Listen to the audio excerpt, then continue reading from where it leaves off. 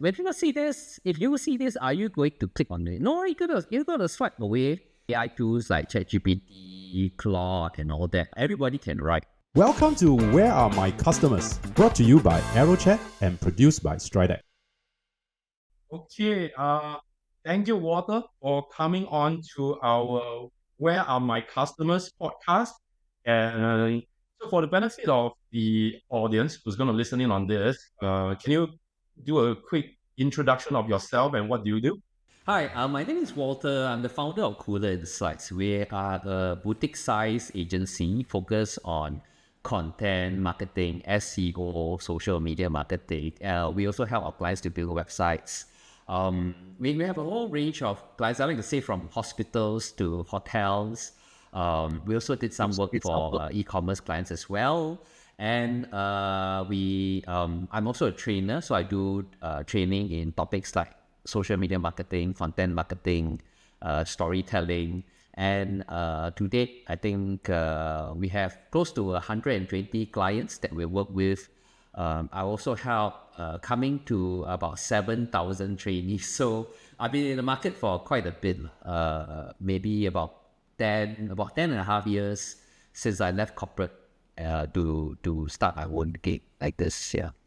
Oh, yeah. So, Walter, actually, one of the reasons why I brought you onto the show and wanted to learn more, right, is, like what you said, there's a very fascinating path that you have taken. Well, first of all, the statistic that really got to me was the 7,000 students, right? And that was like, pretty much, I would say that quite a fair bit of the marketers in Singapore right now are actually your students, right? So that sounds really interesting.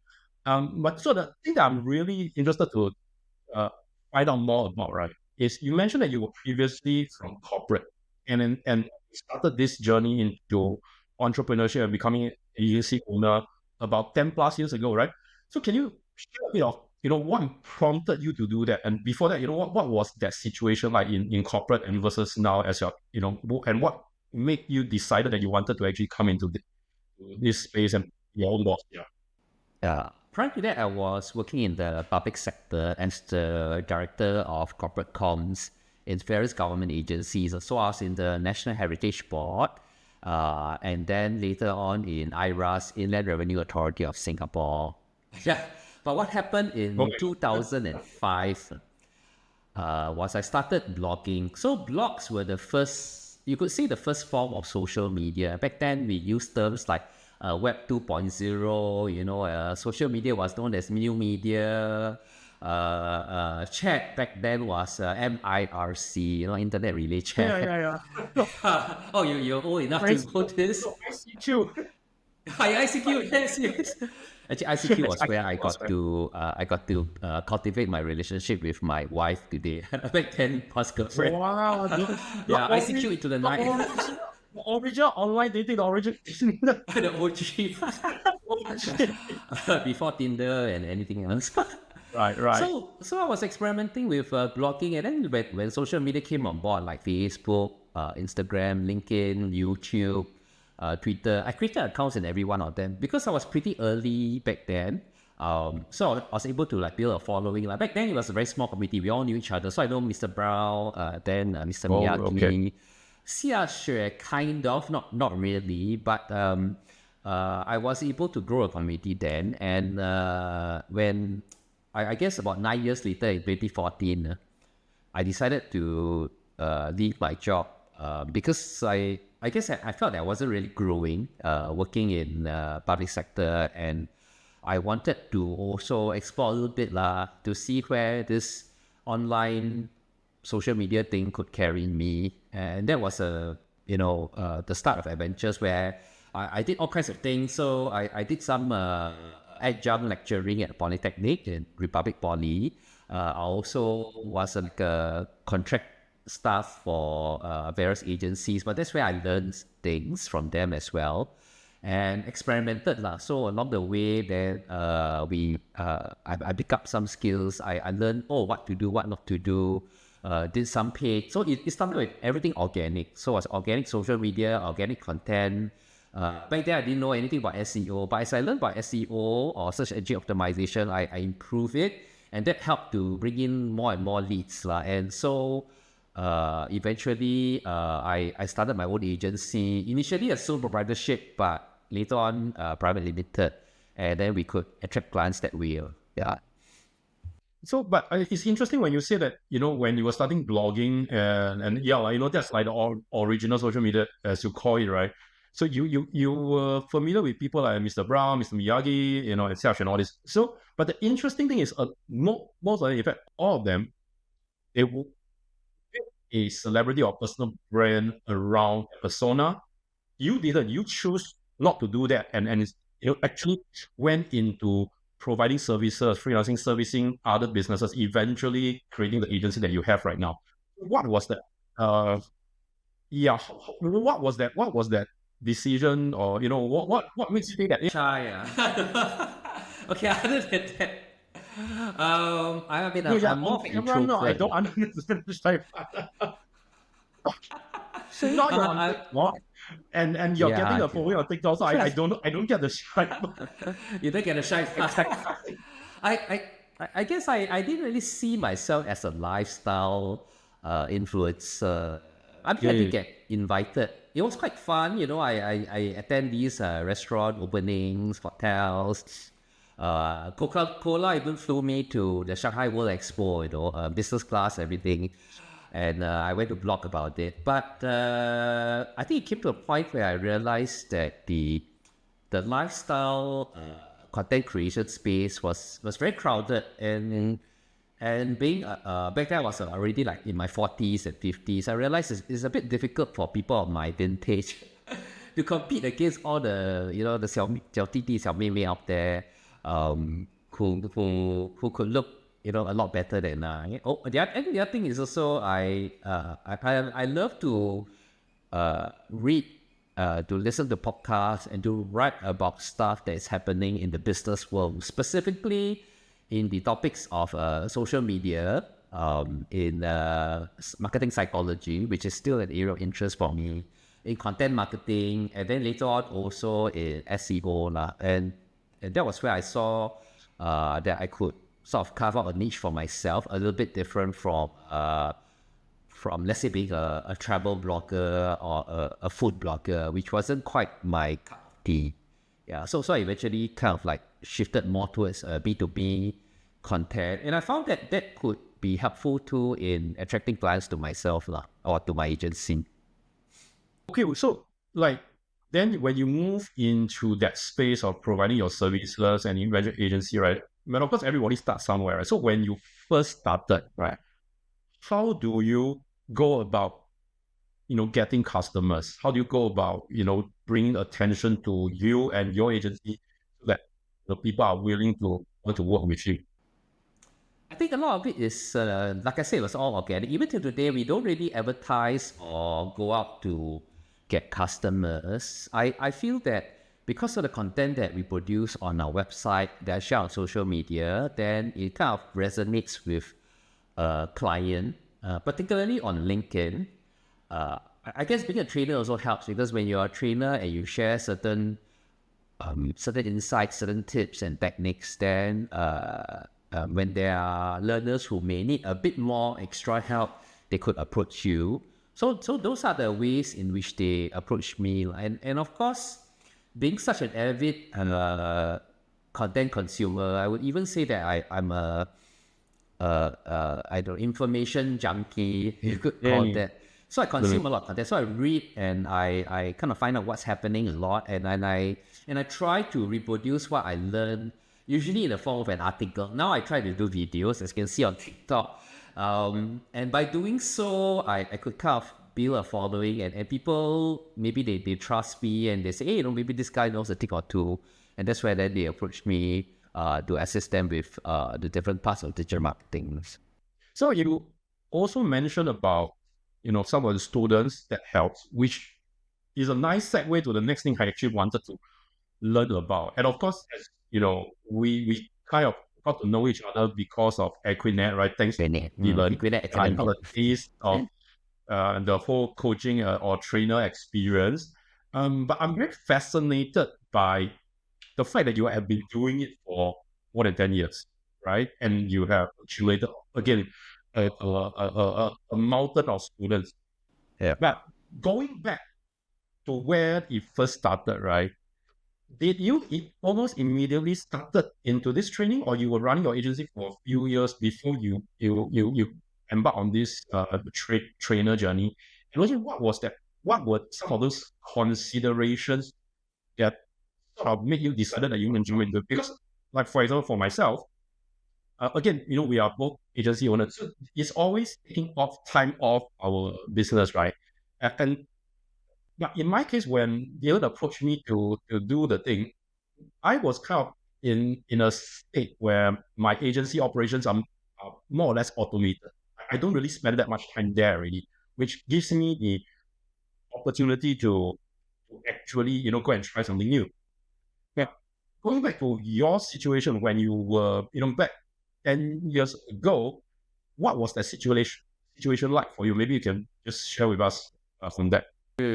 Sure. So because I left corporate work in 2014, and I went through, I would say over about 2 years, 2014, 15, 16, it was kind of like a figuring out what I want to do stage. I mean, we had about, between my wife and I, we had about 1 year's, I would maybe like a block of cash that we set aside. Say, so this year, 1 year, we're going to try experimenting different things, and we see if we can earn a livelihood, right? Thankfully, 1 year turned into 10 years. But you never know, right, when you quit from a corporate job. So I wanted to try out different things, and the only thing I told myself is nothing venture than starting gain. So when Dylan approached me through LinkedIn, because I was posting stuff quite regularly there, in fact, my first agency opportunity also came from there. So was another agency owner who approached me and said, hey, they need somebody to do social media, and they noticed that I'm quite active on social media. So back then was blogs, was Facebook, LinkedIn, Instagram, and all that. So I said, okay, why not? I just try, and I realized, hey, I've got a knack for this. The training thing, the agency thing. Prior to that, I when I was working in communications or PR, I've always had to work with teams of people. I always had to do presentations, speak in public, be interviewed by the media. So I'm pretty comfortable with people in general. And I found that, hey, this training thing isn't too bad. I kind of enjoyed it. I like to relate to people, share what I know. And at the same time, because I continue to acquire a lot of knowledge and information. So it's a channel for me to kind of share, hey, I discovered this cool thing, maybe you should try this, or, do you know that the latest in this is that, and, perhaps that's something that you want to do. So other than just sharing content on my blog or on social media, by going to training, I could actually go a lot more in depth into the topics of interest, and also be able to see what are the challenges that my students may face, and how these can be overcome. I guess you as an entrepreneur as well, we are always in the problem solving mode, and I enjoy solving such problems or challenges, especially if it's not so straightforward. If it's easy, everybody else will do it, right? But sometimes something that's a bit more challenging, then you have to go and research and find out and try, experiment. And so that's something that gives me a lot of joy. Now, what was interesting for me, right, and this is the first time I'm hearing it from you, was that Dylan approached you on LinkedIn, which tells me that you have been active on LinkedIn for quite long. Turns out that you are actually OG LinkedIn, right? Yes. So I've been on it, and I never participated on this. Exactly, we created an account way back, but never really got to the whole content network. But it was interesting because you say that you were approached 10 years back, and again, obviously that's how Dylan got in touch with me as well through LinkedIn. You also mentioned that one of your first clients contacted you via LinkedIn, right? Yes, that's right. Just a quick one for all the folks that's listening out there. Your LinkedIn game, because you do get business, you do get deals, you do get opportunities from LinkedIn. Absolutely. Whoever is still undecided about whether they should grow a personal brand on LinkedIn, after hearing this, better go and do it. Right? Yeah, because we are examples ourselves of how we got new opportunities from LinkedIn.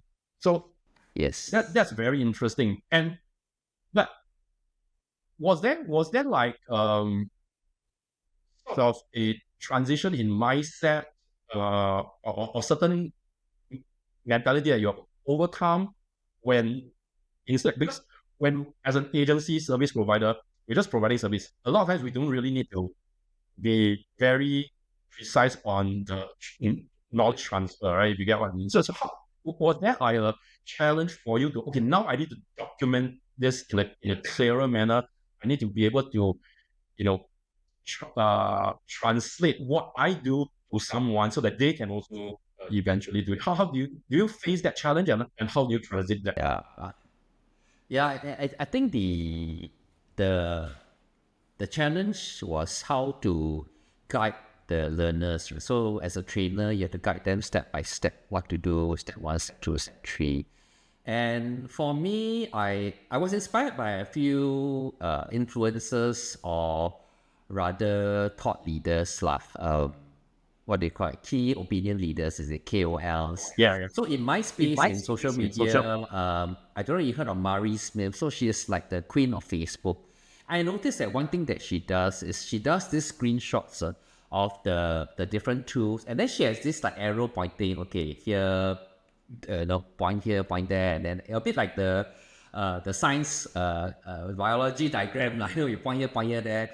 It's like And I thought that was autonomy put down of the. Is that yeah. yeah, so like so I thought that was quite a good way to show learners. I try to adapt that in my materials as well. So I do a screenshot, and I will tell them, okay, this, I point here, this arrow, this button means what, that button means what, and in a way that helps to make it easier for learners to visualize, a more visualization of the process. Because one thing I realized in training is that because we're dealing with interfaces, right? And we're dealing with platforms and tools, and sometimes it's very hard for learners to remember, oh, I'm supposed to click here, then click there, and click here. So I do all this. I mean, it's very painstaking, especially since the interfaces keep changing all the time, yeah. But that helps, in a way, to kind of guide them through systematically. Yeah. And I mean, the other thing for me is, because I was a communicator before this, so I was in comms, and we do lots of writing. We do annual reports. I do annual reports. We do charts. We do speeches. We do like short little blurbs here and there. We do infographics. So already in that way, that kind of information architecture, mindset was what I have, and I find that, in training, that also helps. If you can present the information in a way that is systematic and well articulated, then it's kind of easier for learners to follow along. Right. Okay. Well, that's interesting. But okay, so in the span of 10 years, surely there probably will be some moments where, it validates, this is the reason why I want to be a trader. This is the reason why I want to be a coach, right? And there are probably also moments where you'll go like, damn it, why am I doing this? Picture, not fear. Yeah. So are there some of these moments where you can share, to your entire teaching journey? Yeah, I mean, for happy moments when my students or my learners do better than me. And there have been quite a few who are doing really well, especially on the newer channels like TikTok or Instagram, and I'm so happy for them. I mean, I've got a learner who she's on Instagram. She does this painting on leather bags. Each of these painting costs like $2,000, $3,000. It's very expensive. I mean, you talk about LV bags. And she's fully booked until don't know how many months in advance. And I feel that is really very heartening to know, a testament that whatever that I've taught them, they've applied. Of course, there will be a lot of frustrations as well, especially with when you have learners who don't really apply what they've learned, or they just continue to do things the way they do even after going through the course. So one of the things that I always tell people is in social media marketing, you have to be fairly consistent, and you have to also provide value. It's not just about trying to push and pitch a product. It's not just about sales. Even if you are an e-commerce business owner, right? You want to be able to position your product in the form of a solution to a problem that somebody may face.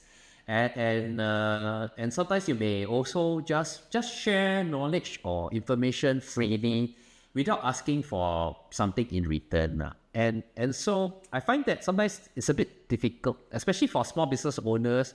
They are very, very anxious about getting their product off the ground and to sell, but they don't spend enough time building their brand. And so when they launch their shop. So I once had a learner, he had this, I think was a drop shipping type of e-commerce shop. He got all kinds of different products, like from drones to water bottles to I don't know, some like massage things. Like it's like chapalang, right? Everything under the sun. What's your shop about? So he said I try to sell those things that people like to buy lah.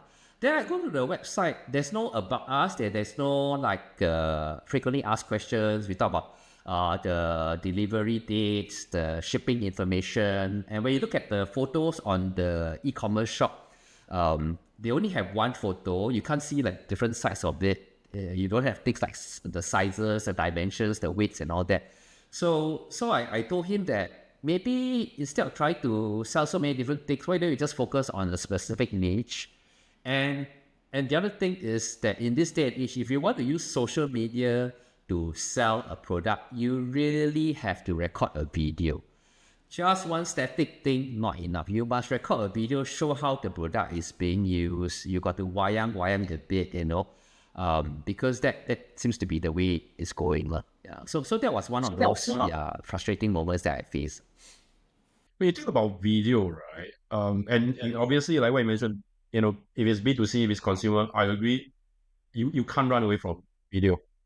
What about B2B? Does that also work for B2B? Is it something that's becoming very important? Because I also have B2B clients that are very still resistant and probably even more resistant than consumer brands in putting their face out there, putting more video content. So what's your take on it? I feel that increasingly, I just heard on a podcast that over 80% of the content being consumed on the internet are videos these days. Literally, videos are obliterating all other forms of content, which is very sad for me because I'm a writer. I still recall. I totally share your opinion. Like, I then talk on in front of a camera. So I feel that for B2B, if the company can do it, they should try to record videos that try to troubleshoot certain problems or issues that clients may face. Even a software company can record a video. Maybe it can be a walkthrough of the features of the software, because people are always looking for that. Maybe it can be a specific function or feature of that software. I think some of the the software companies that we use, like SEMrush, for example, SEMrush or Ahrefs, they have a very good YouTube channel where they actually show you how you can solve maybe an SEO problem. At the same time, they walk you through the tool, step 1, step 2, step 3, and this is actually more useful than, say, maybe a very long 2,000, 3,000 word article. I mean, I'm not saying that articles don't work. They still do, but you have to make your content a lot more visual so that somebody who's watching it knows exactly what to do next and where to go. So I'll say that even for B2B, videos will work. For manufacturing companies, most definitely helpful if you can show videos of your production line, of the R&D process. All this helps to build credibility. for marketing company, I mean, marketing agencies like ours, I guess I'm trying to do some of that on TikTok. I don't know, like doing some walkthroughs and all that. Yeah, This is why we are doing the podcast. yeah, yeah. It is a form of video, right? Yeah. Maybe when you do post production, you overlay some like screenshots. Awesome. Yeah, so Images. the production team take notes. No, but you're right. And again, students of yours, I imagine a fair bit of your students are business owners themselves, or marketers of businesses, right? And when you see them coming to your courses, learning how to do marketing, obviously, I assume it's for the purpose of marketing their businesses.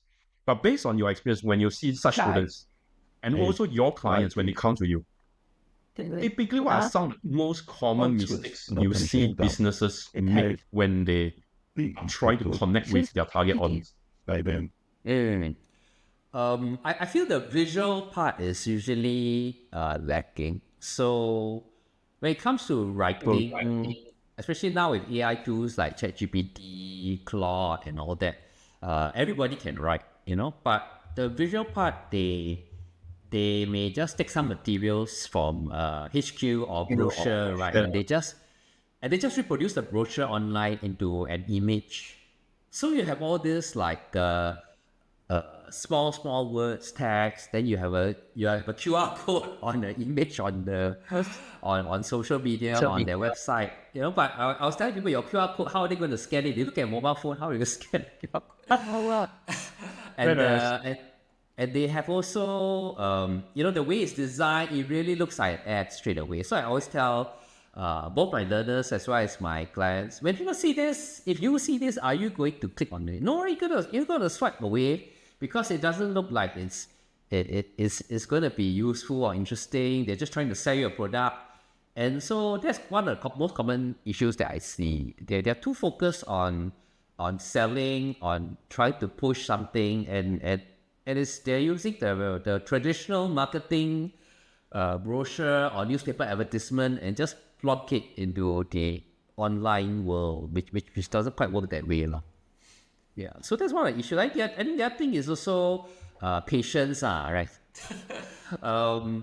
They want things fast and good and cheap, right? And they want they don't want to spend too much money on ads.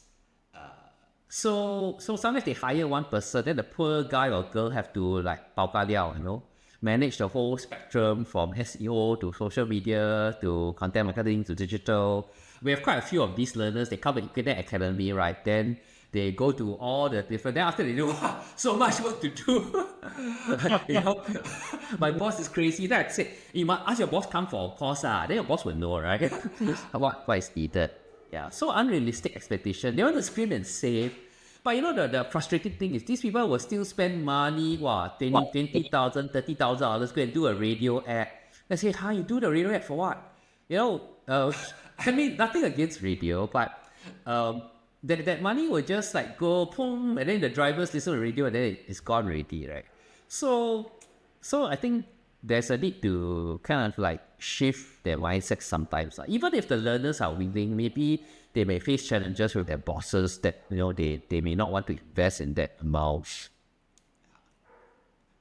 So, like for example, if right now a client or learner, clean slate, very open, right, and whatever you say, they in an ideal scenario, right, we love this kind of ideal clients, but okay, they will just implement whatever you say, right? How would then you advise them? What would be the strategy, or what would be that roadmap for them to actually move forward in the current market climate, right, to best stand out from the competition? Yeah, I mean, first I will want to do some audit of their current online channels if they are willing to share information or data. So what do they have, right? Do they have an existing website? Is it SEO optimized? Does it load quickly on a mobile phone? So that's one of the basic things. We look at their social media accounts as well. Do they have social media accounts? Do they have an email mailing list? And also if they have any kind of analytics built in. I mean, you'll be surprised, some of them, their website, they don't have they don't track analytics at all. So those are some of the basics. And then I will also look at the competition out there. So we will study the landscape to see how are the competitors doing, where are the competitors on, and then from there we can make some recommendations to the prospect. Okay, maybe these are some of the things that you should do. I think the other thing we ought to look at is also whether they have what we call a full funnel marketing build. Do they have the different stages sorted out, from awareness to consideration to conversion to loyalty? Do they know where the leakages are? And if they don't, then I think that's something that we want to help them. We want deep dive into it to see whether they have that or not. I mean, chances usually are, from our experience, most of them, they may not be spending enough on advertising. So they're trying to do everything organically, trying to save money, but in the end, they actually spend a lot of time and effort on like, for example, they may post, every day, for example, but nobody's looking at that post on social media. Then that will be a waste of time and effort. So typically we'll go through a structured process like this, and then from there, then we can discern whether do they really need the full spectrum of digital marketing services, or are there specific areas that we want to focus on? Of course, we also look at the budgets, because sometimes, especially for small businesses, they may not have the amount of money that's needed to execute a full stack marketing. So maybe they just implement part of it, and that's fine as well, so long as we are confident that we can do it for them. So are you okay? So there are so many channels, right? Are you more towards, like, for example, some of these entrepreneur gurus or influencers, like, for example, Alex Hormozi, right? He talks about, focusing on one channel and doing it until you hit like $1 million and you get $1 million from that channel, and then do it better before you move on? Or you're more in the camp of like Gary Vee, just going on every channel and get as much out of it? So where do you sit on this? I'm more like Gary Vee, because I believe that your customers will have different touch points, and they need to hear, see you, read about you across different channels before a buying decision is made. So like for instance, there are some people on TikTok, because TikTok is so hot, so popular now, right? They are very aggressive on TikTok. They post sometimes even 2 to 3 times a day. Okay, we're talking about videos, including like post-production, adding in the bells and whistles, shoot different angles and all that. And when you go to their TikTok accounts, there's no website, there's no other channels. I feel that it's very risky, because you are putting all your eggs into one basket. What happens if, for example, TikTok shut down, which may happen, it's only a temporary reprieve, right, in the US, right, so that is a bit risky. And also, I don't think that, especially for B2B, right, customers don't make a decision just by a single point of contact. Oh, they saw your video on TikTok, or they saw your LinkedIn post, therefore they are convinced. They want to do more research. In fact, I'll say that by the time they come to you, they have already done a fair amount of research. They went to your website, they read something about you, they saw your video or your post or your image, or maybe somebody else wrote about you somewhere. So they already, in their mind, they have got some idea about what you can do before they approach you. And I find that this is increasingly more and more so, especially when we get to the younger and younger generations, right? We talk about Gen Ys or Gen Zs. They will spend a lot of time doing the pre-work, like the research, before they approach anybody, because they're more comfortable doing that rather than just a phone call away. Yeah. So I find that it's better to spread your eggs over many baskets, a la Gary Vee, but of course, you don't have to be as frantic as him in producing so much content. He does have a full-time video crew following him around everywhere he goes. So even in the car, so Gary Vee has this, I'm sure you know, right? So you follow him. Yeah. I think from the moment he leaves the house until he stagnant. Practically documenting his whole life, which I mean, in a way, that's how you churn out a lot of content, but it's Yes. practically not possible for a lot of business owners. Yeah, correct. Yeah. You mentioned just now, right, that of course these days you talk about content creation, and then obviously now there's AI, there's ChatGPT and all this. And definitely all businesses are being impacted. But so what's your take on it? I mean, obviously as an agency owner and in marketing, definitely AI will impact marketing a lot. What's your own experience with AI? And what's your take on AI and its impact on business and marketing in general moving forward? I think AI is a tool. It's like a very super powered saw or a machine that can do a lot of things for you.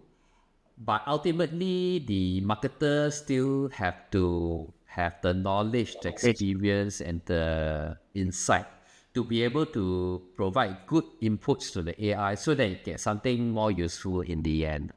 There are limits to what AI can do, regardless of which ones we're talking about. DeepSeek, what Quail 2.5. I mean, all these new ones coming from China. Everybody is so excited about it. I tried it myself, DeepSeek.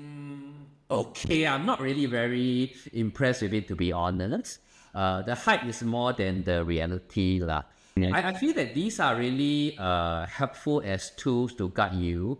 But ultimately, you still need to have a strategy, and you must be mindful too of when we generate images or videos using AI, right? There is a possibility that you may get some backlash from people who may think that you are insincere or you're not being real. So sometimes people may distrust the company because they see an image that looks like Walter or a video that looks like Walter, but when they try to interact with this Walter doesn't interact back. So then that becomes an issue. But then, having said that, AI will also make it harder for agencies like ours, because I'm seeing that more and more companies are doing it in-house. Client agencies are doing in-house. Client teams, they can implement AI, and if the company is big enough, they can also make use of agentic AI to string together a few AIs to do the work for them. So basically, it's like an interface that can manage the whole or part of the process for them. What I find is right now, and I'm seeing some of my friends who are video first content producers, right, and they are videographers. Business is actually very good for people in the video business, especially if they can do short videos, because this one is very difficult to AI. AI can craft the script, they can do the storyboard, but they cannot shoot. And post-production also, the output usually not quite desirable, because they cannot capture the detail nuance. So there is still scope for human marketers, but you have to be a video first person. I mean, if you have somebody who is, let's say, an editorial person, somebody who is a content creator, who primarily depend on writing, I think it's really difficult. These days, nobody is hiring writers anymore. Right? A writer is ChatGPT, right? or Claude or Gemini, and we all use that as well. So that's something that's happening right now. So based on what you're saying, are you starting to see or already seen shifts in the client expectation and client requirements when they come to you over the past 1 year at least? Yeah, so now clients are not looking for help to produce content. Clients are looking for how to improve their conversions, right? The number of leads, the sales. So everything is more bottom of the funnel, which means that if you are an agency and you want to grow in this business, you cannot just be doing content for them. You have to look at the whole structure, and you have to be able to troubleshoot which part is lacking or not. For example, like maybe the pixel is not in stock properly, it's not firing properly, or the landing pages are not doing well because they load too slowly or a bit difficult, or maybe the type of content that is being produced is too much top of the funnel. Okay, top of the funnel means that your content is about how to do this, the guide to this 101s, because nowadays AI like ChatGPT or DeepSeek can take over the role of providing content, right? They will just steal steal or harvest from everywhere, and then they will provide the answer. So if you are a company that you want to sell and you want to tap onto content marketing or social media marketing, for instance, you cannot just be answering basic 101 questions. You have to really be there when a potential client is looking for, maybe for example, product comparisons, or they're looking at how much does it cost, or more or troubleshooting, what kind of problems you may face. So we have to kind of move towards that direction. And the other thing is, I'm seeing a resurgence of social media marketing where you push out content to your audiences and you tap onto it as a way to kind of you kind of get them to be interested in your brand, because they know that your brand can help to solve problems. But then they'll Google and they'll find a website, landing pages to be optimized and all that. So in a way, AI is going to result in more activity on social media, especially the video first platforms like YouTube. I don't see YouTube going down in searches anytime soon. TikTok, Instagram maybe to some extent, although I find the Instagram algorithm a bit funny. I'm kind of seeing this direction right now. LinkedIn is still pretty much your social graph. So it's different from the interest-based approach that TikTok or Meta is adopting. So LinkedIn, by posting content, by growing your following, you can still use it as a way to get leads coming in. Whereas for the other socials, it's kind of changing but you have to augment it together with definitely with some paid ads activity. Definitely you need to do retargeting, because organic alone is not going to be enough. And we have to look at multi-channel as well. Newsletter, email newsletter, your website. I see more and more companies creating their own Telegram channels as well. So this is kind of like the way I see it going. Yeah, but even for people like, at least for me, it sounds like a lot. It sounds like a lot to do, and I can understand probably business owners, might be overwhelmed, and probably some of the clients will tell you that, Walter, I really can't do all of this. How do you help them navigate? Like, this is a big maze of channels, and we need to do this and we need to do that, and certain channels have certain ways of optimizing, right? Yes. How do you help business owners navigate this whole mess of things with all the changing algorithms, with all the changing customer behaviors and trends and so on? I will look at where the successful competitors focus the most time on, and I will also ask the business owners themselves, like if they already have an online presence. If they don't have an online presence, I will look at their competitors and see if which channel seems to be working better. For example, one of the things I noticed for TikTok, right, is TikTok is good for e-commerce type businesses that try to sell products up to a certain value. Right? If we talk about higher value products like luxury watches or laptops and all that, TikTok may not be the place to do that. But if you talk about very consumer goods like back massages or clothing or health supplements, TikTok is really good for this type, or selfie sticks. I know I recently bought a selfie stick because I saw it on TikTok. So these are the type of things that TikTok is really good for. So I'll go to each of the channel and then Google ads. So if I will go and Google by prospects, then I'll see whether got ads appearing, and then I will click on the ads to see what kind of companies are advertising, what are their landing pages like, and whether do I see that this is a feasible channel or not. So I'll actually evaluate each one individually to determine if they should. I think it also depends on how much budget the client has. If the budget is very limited, right? Like, oh, I only have 1,000 a month. I'll tell them don't waste time with getting agency. You go and sign up for all the courses and equip the academy and try DIY, right? If they have a slightly bigger budget, then maybe 3,000 to 5,000, then I'll say, okay, maybe you can try doing some social media, maybe some stuff on your website, a bit of SEO, but some agency can do. If the budgets are bigger, say 5-figure sum, 10 over K or 20 over K a month, then I will recommend, okay, then you can also do Google Ads, right? You can do sort of like more full-fledged digital marketing. So it really depends on the budgets. It depends on the competition.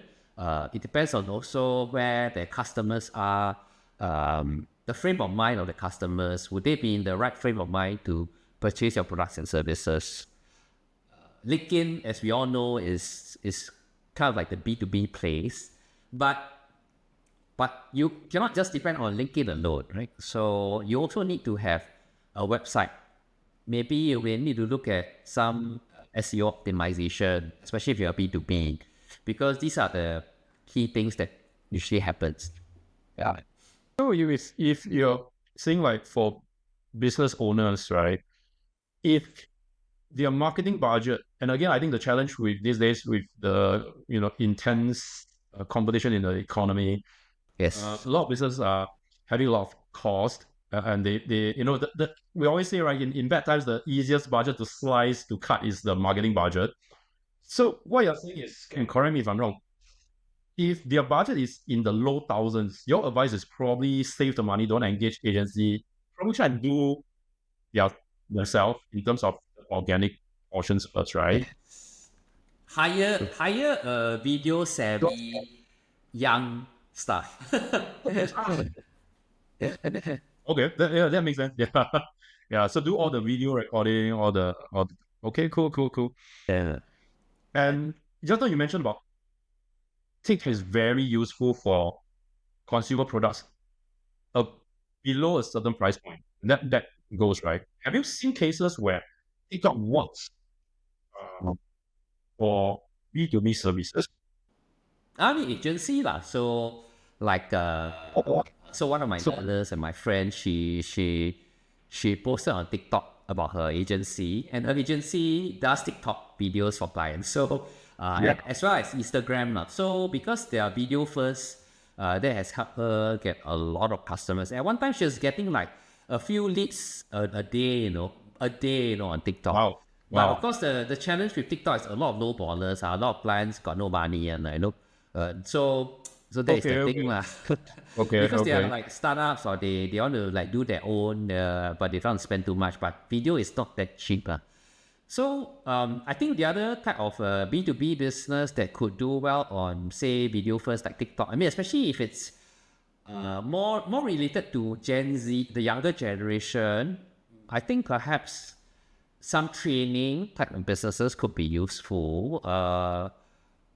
Because for training, then you want to reach out to the mass, and TikTok could be a way for you to talk about your, what you provide. Of course, the other thing is maybe I don't know, like coaching perhaps, or children related, certain types of children related business I think can do. I once saw a swimming school that did pretty well on TikTok. So because they have nice videos of the kids like swimming, and then they show the instructors giving certain moves and all that. So that could have potential on TikTok as well. Yeah, it sounds as if you know what I'm going to ask you next, because you went into the coaching and the courses thing, and that was actually the next thing I want to ask you about. Like for B2B, especially like agency services like ours, right? You mentioned about the challenging climate. Now, more and more, like if you're talking about content creation, production, and execution, right? A lot of it can be done by AI. A lot of companies will have their in-house people doing that, taken care of with AI assistance. And agencies like ours have to evolve. Does that? And we probably also have seen a fair bit of agencies actually transitioning away from agency servicing, more to education, more to knowledge, right? What do you think of this trend? And is that something that you are considering? I mean, apart from, of course, doing your trainer gig with Equid, yeah. How do you look at this environment? Definitely, I see it. I mean, right now, trading is quite a significant part of the work that we do. I mean, I do. Equally, I also have other trading gigs as well. And I see that this could be the only way to go in the future, where the role is more of like a trainer, like a coach, like a mentor for employees of companies or business owners themselves who want to master the different parts of digital marketing. I think one of the challenges with the agency model is that these days, because things happen quite fast and people want things to be spontaneous and organic and authentic, you see. So the moment you have to go through a production process, and you have to design things a little bit, spruce it out a bit, it doesn't look so real, so authentic anymore. Plus, there's also a lag time. Whereas if you have a staff, right, the staff can just, today you're going to shoot this, shoot that, then you just use CapCut, quickly cut together something and then post, right? So it can be a lot faster that way to do it in-house. But of course, then this is where the potential for the new revenue stream could come for people like us, where we kind of like move towards more of the training, coaching type of business model. I think the other thing is also, if there's a way to provide more bite-sized services to companies that may not go into a sort of a big retailer style, for instance, but where they can sort of like buffet style pick and shop. Maybe I need some videography, then I go and buy some videography from you. Maybe I need you to run some ads for this specific campaign. It's only gonna be for 8 weeks, for example. And then they can get you to help to run a campaign for 8 weeks, and then that's it.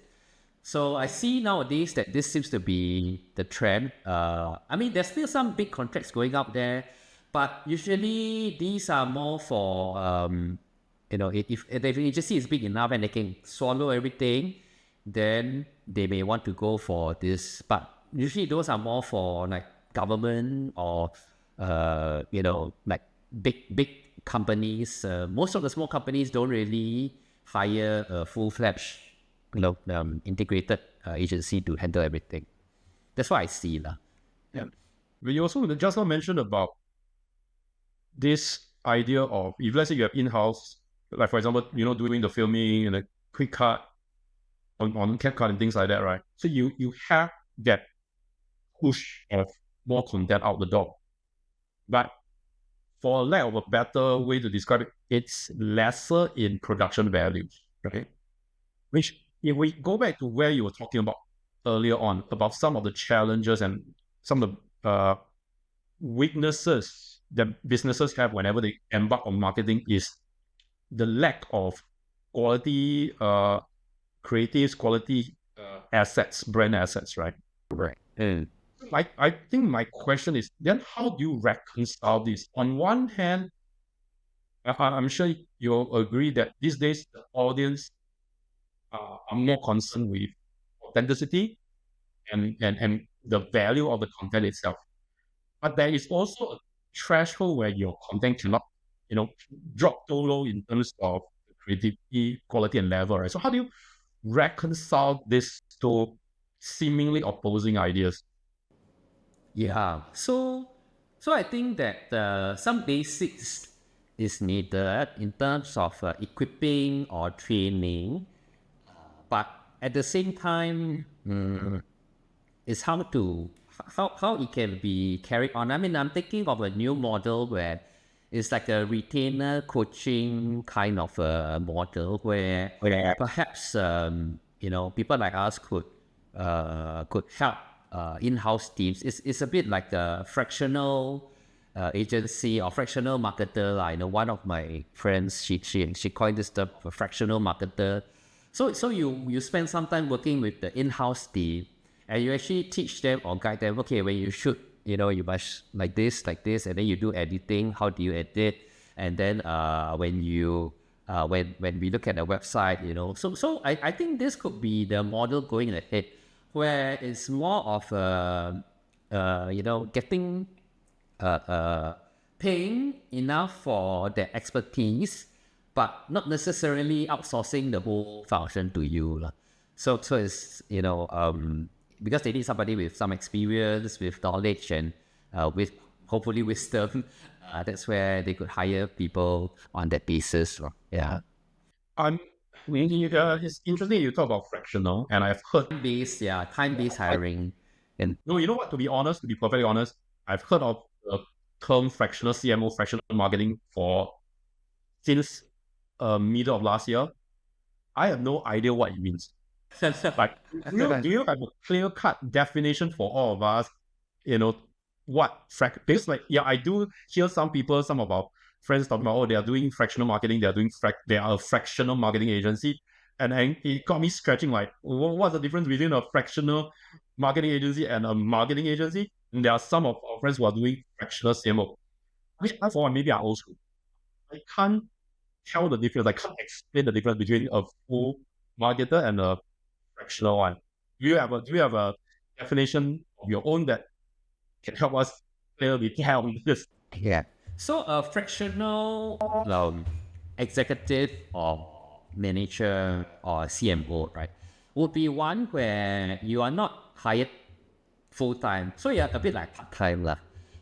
But you will give them that same amount of service, knowledge, wisdom, leadership, whatever, for that period of time. Right. So why does this come up is because sometimes there are small businesses that may not have so much work for a full-time marketing director, right, to be hired. And a full-time marketing director could be expensive, maybe 10K, 15K, 20K, depends on the level. So by going fractional, let's say I only need this person 1 day a week or its equivalent, I pay less, but at the same time, this person is able to give inputs or advice for that, certain areas of work that I may need this person's guidance on. So the idea is they can save a bit of, they don't really have need for a full-time position. At the same time, this also frees up the bandwidth of the fractional marketing person to be able to do other types of work for himself or herself. So it's kind of like a win-win position. Let's say if I'm a small business owner, right, I have like $2,000 or maybe maybe nowadays fresh graduates maybe like $3,000, $4,000, right? $4,000, should I hire a fresh graduate? And the fresh graduate is going to ask me questions every single day, don't know how to do, don't know how to execute. Or maybe I spend the $4,000, I will buy like 1/3 or 1/4 of the time of an experienced digital marketer who can do some of these things for me and maybe work with some agencies as well. So there is the benefit lah. They don't have to pay a senior management wage, but at the same time they can benefit from his or her experience. Of course, this also means that the amount of work may not be so much, may not be able to cover so many things compared to, let's say, if you are getting a full-time person, but I guess sometimes you don't really need to have a full-time person, especially if the intent is to work with many different agencies to outsource your work, then that's where a fractional person could come in. So to wrap up what you just said, if I could crystallize it in a few points, moving forward, businesses should focus on branding, right? Getting their brands to associate with a certain product or service or category so that people remember them. Look into short, digestible video content, and also be more specific and targeted about the channels that they invest their advertising dollars into, and also look into the retargeting and the remarketing mechanics of it. Thanks for the sharing, and hope to see you back for future episodes, and then let's discuss and talk more. All right. Okay. Thanks. Thank you. Bye. Hey guys, if you enjoy this podcast, subscribe and share it with your friends. We drop new episodes every week, so stay tuned. See you in the next one.